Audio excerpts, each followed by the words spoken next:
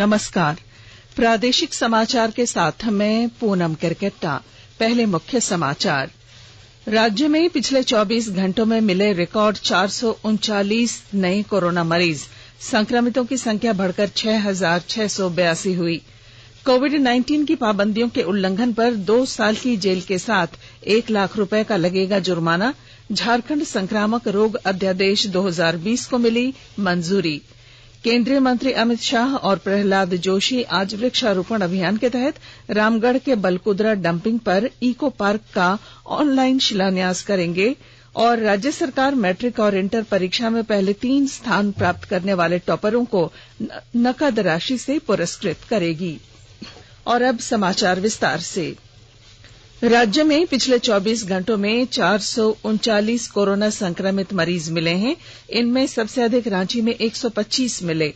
इसके अलावा बोकारो से 11, चतरा से 2, देवघर से 26, धनबाद से 7, दुमका से 2, पूर्वी सिंहभूम से 38, गढ़वा से 43, गिरिडीह से 18, गोड्डा से 16, गुमला से 29, हजारीबाग से 14, जामताड़ा से 3, कोडरमा से 3, लोहरदगा से 7, पलामू से 65, रामगढ़ से 12, साहिबगंज से 17, सरायकेला से 11 नए मरीज मिले हैं। एक दिन में 439 नए कोरोना संक्रमित मिलने के साथ ही अब तक कुल संख्या बढ़कर 6,682 हो गई है। वहीं पिछले 24 घंटों में 3 लोगों की मौत भी हुई है। इसके साथ ही राज्य में 64 लोगों की कोरोना से मौत हुई है। हालांकि राहत की ये बात है कि एक दिन में राज्य में कोरोना संक्रमण के 106 लोग ठीक भी हुए हैं। बढ़ते कोरोना संक्रमण के कारण रिकवरी रेट घटकर 45.60% हो गई है। झारखंड में बढ़ते कोरोना संक्रमण को लेकर सरकार ने लॉकडाउन के नियमों में सख्ती बढ़ा दी है। अब बिना मास्क पहने बाहर निकलने और सोशल डिस्टेंसिंग का पालन न करने पर 1 लाख रुपए तक का जुर्माना और 2 साल तक के जेल की सजा हो सकती है। कल मुख्यमंत्री हेमंत सोरेन की अध्यक्षता में हुई कैबिनेट की बैठक में झारखंड संक्रामक रोग अध्यादेश 2020 को मंजूरी दी गई। सिमडेगा जिले में कोरोना के बढ़ते संक्रमण को देखते हुए जिला प्रशासन ने सख्ती बढ़ा दी है। निर्देशों का उल्लंघन करने वालों पर कार्रवाई की जा रही है। विस्तृत ब्यौरा दे रहे हैं हमारे सिमडेगा संवाददाता। सिमडेगा जिले में कोरोना से बचाव के मद्देनजर जारी निर्देशों का अनुपालन कराने के लिए जिला प्रशासन ने सख्ती बढ़ा दी है। उपायुक्त सुशांत गौरव के निर्देश पर अनुमंडल पदाधिकारी कुंवर सिंह पाहन शहर के सार्वजनिक स्थलों का निरीक्षण कर रहे हैं। कल बिना मास्क लगाए कई लोगों और दुकानदारों से जुर्माना लिया गया। ट्यूशन के लिए जा रहे बच्चों के अभिभावकों से बात कर बच्चों को उनके घर वापस भेजा गया। मास्क का इस्तेमाल नहीं करने और सामाजिक दूरी का अनुपालन नहीं करने पर दुकानों को सील करने की चेतावनी दी गई। इधर चैम्बर ऑफ कॉमर्स के अध्यक्ष मोतीलाल अग्रवाल ने कहा कि कोरोना से बचाव के लिए हर सप्ताह कुछ दिन दुकानों को बंद करने पर विचार किया जा रहा है। मनोज कुमार सिन्हा, मनु, आकाशवाणी समाचार, सिमडेगा। जामताड़ा जिले में कोरोना संक्रमितों की संख्या लगातार बढ़ रही है। जिले में कुल कोरोना संक्रमितों की संख्या 21 हो गई है। इसके प्रसार को देखते हुए स्वास्थ्य विभाग हाई अलर्ट पर है। वहीं जिला प्रशासन द्वारा सख्ती बरती जा रही है। ब्यौरे के साथ हमारे जामताड़ा संवाददाता। जामताड़ा जिले में कोरोना संक्रमितों की संख्या लगातार बढ़ रही है। बीते मंगलवार एवं बुधवार को 3 कोरोना संक्रमितों की पुष्टि हुई है। जिले में कुल कोरोना संक्रमितों की संख्या बढ़कर 21 हो गई है। कोरोना के कहर को देखते हुए स्वास्थ्य विभाग हाई अलर्ट पर है। वहीं जिला प्रशासन के द्वारा सख्ती बरती जा रही है। उपायुक्त फैज अक अहमद मुमताज ने कहा कि जिले में कोरोना संक्रमण के बढ़ते प्रभाव को रोकने के लिए जिला प्रशासन के द्वारा हर संभव उपाय किए जा रहे हैं। पश्चिम बंगाल से सटे जिले के सीमाओं को सील कर कड़ी नजर रखी जा रही है। जरूरी कार्य को लेकर घरों से बाहर निकलने वाले लोगों को अनिवार्य रूप से मास्क पहनने एवं सोशल डिस्टेंसिंग का कड़ाई से अनुपालन कराया जा रहा है। सुभाष प्रसाद सिंह, आकाशवाणी समाचार, जामताड़ा। हजारीबाग जिले में 18 कोरोना संक्रमित मरीजों की पहचान की गई है। जिला समाहरणालय के 10 कर्मी संक्रमित पाए गए हैं। वहीं उपायुक्त आवास से 7 कर्मी पॉजिटिव मिले। सभी कर्मियों के कोरोना संक्रमित होने की पुष्टि समाहरणालय में स्वास्थ्य विभाग की टीम द्वारा रैपिड एंटीजन के टेस्ट के माध्यम से जांच के बाद की गई। इधर जिला ग्रामीण विकास अभिकरण के 9 कर्मी संक्रमित पाए गए हैं। वहीं जिला नजारत का एक कर्मचारी भी संक्रमित है। जिला ग्रामीण विकास अभिकरण की निदेशक उमा महतो के कोरोना संक्रमित पाए जाने के बाद समाहरणालय के 200 कर्मियों और अधिकारियों ने कोरोना टेस्ट कराया था।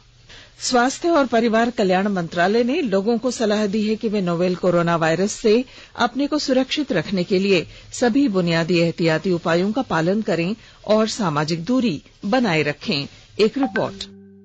सरकार ने कहा है कि आवश्यक वस्तुओं की पर्याप्त आपूर्ति जारी है और लोगों को चिंता करने की कोई जरूरत नहीं है। लोगों को सलाह दी जाती है कि वे आवश्यक वस्तुओं और चिकित्सा सामानों की खरीदारी करते समय धैर्य रखें और शांत रहें।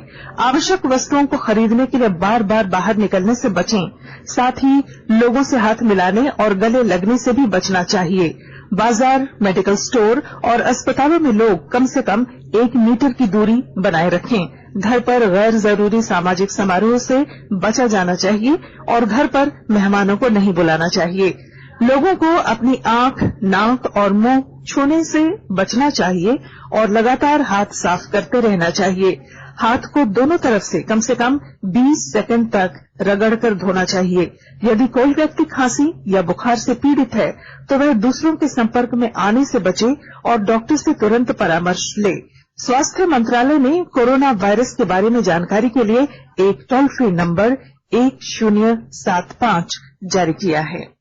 इधर राज्य सरकार की ओर से भी कई दिशा निर्देश जारी किए गए हैं। इस सिलसिले में सरकार ने हेल्पलाइन नंबर 181 जारी किया है। सरकार ने कहा है कि कोरोना वायरस से संदिग्ध तौर पर संक्रमित कोई व्यक्ति पाया जाता है तो इसकी सूचना 0651 जो रांची का कोड है और टेलीफोन नंबर 2261-000 तथा 2261-002 के अलावा फैक्स नंबर 2261-856 और मोबाइल नंबर 9955837428 पर दी जा सकती है। आकाशवाणी रांची भी आपसे अपील करता है कि कोविड-19 के संक्रमण से बचने और अन्य लोगों को सुरक्षित रखने के लिए कृपया घर पर ही रहें और सरकारी दिशा निर्देशों का पालन करें। आकाशवाणी का समाचार सेवा प्रभाग आज अपने फोन इन कार्यक्रम में कोविड-19 पर विशेष परिचर्चा प्रसारित करेगा। कार्यक्रम रात 9:30 से एफएम गोल्ड और अतिरिक्त मीटरों पर सुना जा सकेगा। श्रोता स्टूडियो में टोल फ्री नंबर 1800-115767 पर फोन कर विशेषज्ञ से सवाल पूछ सकते हैं। #AskAIR का इस्तेमाल कर Twitter handle @AIR news alerts पर भी आप सवाल पोस्ट कर सकते हैं।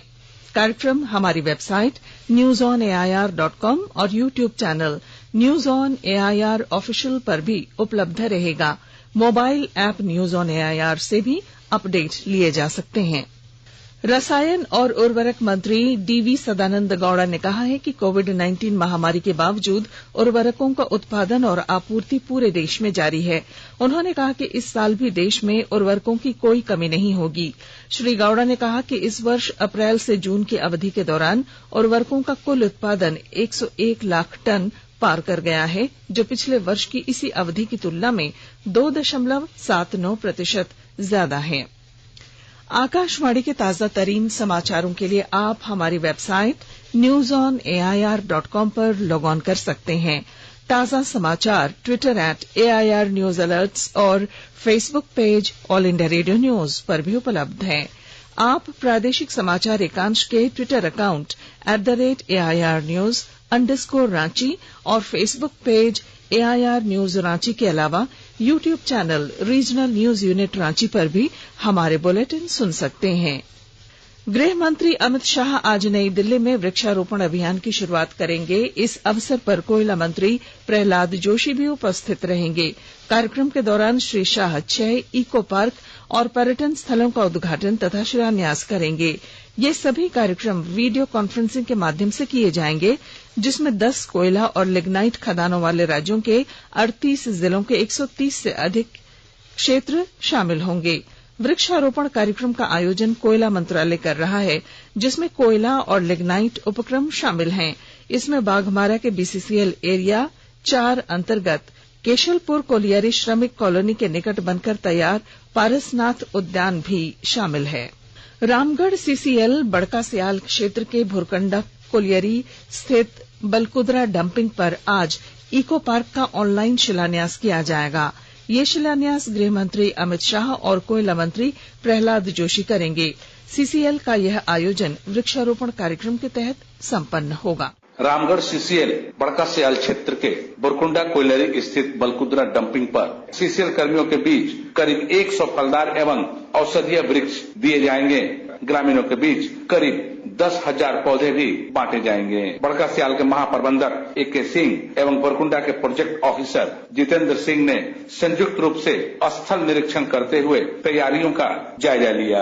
आज भारत सरकार के गृह मंत्री एवं कोयला मंत्री के हाथों इसका ऑनलाइन शिलान्यास होगा, जिसका उद्देश्य वन महोत्सव के तहत सीसीएल कर्मियों एवं ग्रामीणों के बीच फलदार तथा औषधीय पौधों का वितरण कर पर्यावरण संतुलन एवं संरक्षण का संदेश देते हुए सरकार की जन कल्याणकारी योजनाओं से ग्रामीणों को रूबरू करना है। के तिवारी, आकाशवाणी समाचार, रामगढ़। जमशेदपुर में एक अधिवक्ता की हत्या के विरोध में आज राज्य भर के वकील कार्य बहिष्कार करेंगे।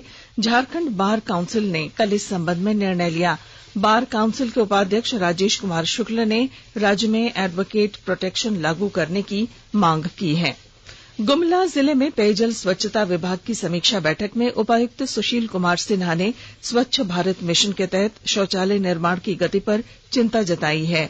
श्री सिन्हा ने बताया कि एनओएलबी के तहत 27,769 शौचालय का निर्माण का लक्ष्य रखा गया था, जिसमें किसी भी प्रखंड में 25% से अधिक शौचालयों का निर्माण नहीं हो पाया है। उन्होंने सभी प्रखंड समन्वयकों और सामाजिक प्रेरकों को 28 जुलाई तक युद्ध स्तर पर शौचालय का निर्माण पूरा कराकर उपयोगिता प्रमाण पत्र उपलब्ध कराने का निर्देश दिया है। राज्य सरकार मैट्रिक और इंटर परीक्षा में पहले 3 स्थान प्राप्त करने वाले टॉपरों को पुरस्कृत करेगी। झारखंड सरकार ने जैक बोर्ड, सीबीएसई और आईसीएसई बोर्ड की मैट्रिक और इंटर की परीक्षा में राज्य स्तर पर प्रथम, द्वितीय और तृतीय स्थान हासिल करने वाले छात्र छात्रा को प्रोत्साहन राशि देकर पुरस्कृत करने का निर्णय लिया है। कैबिनेट द्वारा कल लिए गए फैसले के तहत मैट्रिक की परीक्षा में तीनों ही बोर्ड में अलग अलग पहले स्थान पर आने वाले छात्र को 1 लाख, दूसरे स्थान पाने वाले को 75,000 और तीसरा स्थान पाने वाले को 50,000 रुपए दिए जाएंगे। इस तरह मैट्रिक की परीक्षा के कुल 9 छात्रों को राज्य स्तर पर पुरस्कृत किया जाएगा। इंटर की परीक्षा में साइंस, आर्ट्स और कॉमर्स के तीनों ही बोर्ड के 3-3 छात्रों को भी प्रोत्साहन राशि दी जाएगी। प्रथम स्थान पाने वाले को 3 लाख, दूसरा स्थान प्राप्त करने वाले को 2 लाख और तीसरा स्थान प्राप्त करने वाले छात्र को 1 लाख रुपए की प्रोत्साहन राशि दी जाएगी। ये जानकारी विभागीय सचिव अजय कुमार सिंह ने दी। और अब संक्षिप्त खबरें। गुमला जिले के घाघरा थाना क्षेत्र के नौनी ग्राम में पुलिस ने तस्करी के लिए ले जाए जा रहे 18 मवेशियों को जब्त किया है। गोड्डा जिले में 13 नए मरीज मिलने के बाद सक्रिय मरीजों की कुल संख्या 57 हो गई है। कोरोना संकट काल में आर्थिक तंगी झेल रहे वैसे निर्धन और जरूरतमंद लोगों के बीच बोकारो जिला प्रशासन ने सूखा खाद्यान्न का वितरण किया, जिनके पास राशन कार्ड नहीं है। और चतरा के घोर नक्सल प्रभावित कुंदा प्रखंड मुख्यालय की धरती मांडर बस्ती में आदिम जनजाति परिवार के लोगों ने श्रम दान कर सड़क का निर्माण किया है। और अब बुलेटिन के आखिर में अखबारों की सुर्खियां। राज्य के लगभग सभी अखबारों ने कोविड-19 के निर्देशों की अवहेलना कर जेल और जुर्माने की सजा को पहले पन्ने पर जगह दी है। बिना मास्क निकले तो 2 साल की जेल, इस शीर्षक के साथ कैबिनेट के फैसले की खबर को हिंदुस्तान ने पहले पन्ने पर जगह दी। पाबंदियां न मानने पर होगी कड़ी कार्रवाई। झारखंड में एक दिन बाद बाजार खोलने पर हो रहा विचार, इस खबर को प्रभात खबर ने पहले पन्ने पर जगह दी। कोविड-19 के निर्देशों की अवहेलना करने पर कानूनी कार्रवाई को दैनिक जागरण ने भी पहले पन्ने पर स्थान दिया है। सोने पे सुहागा, बाजार की चांदी शीर्षक के साथ दोनों के दाम में उछाल की खबर को दैनिक भास्कर ने सुर्खी बनाई है। 15 अगस्त तक सभी किसानों को पीएम किसान योजना से जोड़ने के राज्य सरकार के निर्देश को रांची एक्सप्रेस ने प्रमुखता से प्रकाशित किया है। और रांची में विधायक सीपी सिंह समेत 125 नए कोरोना संक्रमित मिलने की खबर को अंग्रेजी अखबार द टाइम्स ऑफ इंडिया ने पहले पन्ने पर प्रमुखता से छापा है। और अब बुलेटिन के आखिर में मुख्य समाचार।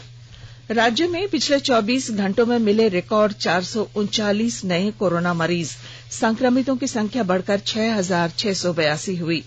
कोविड-19 की पाबंदियों पर उल्लंघन पर 2 साल की जेल के साथ 1 लाख रुपए का लगेगा जुर्माना। झारखंड संक्रामक रोग अध्यादेश 2020 को मिली मंजूरी। केंद्रीय मंत्री अमित शाह और प्रहलाद जोशी आज वृक्षारोपण अभियान के तहत रामगढ़ के बलकुदरा डंपिंग पर इको पार्क का ऑनलाइन शिलान्यास करेंगे। और राज्य सरकार मैट्रिक और इंटर परीक्षा में पहले 3 स्थान प्राप्त करने वाले टॉपरों को नकद राशि से पुरस्कृत करेगी। और इसके साथ ही आकाशवाणी रांची से प्रादेशिक समाचार का ये बुलेटिन समाप्त हुआ। नमस्कार। घर में रहिए, सुरक्षित रहिए और सुनते रहिए आकाशवाणी।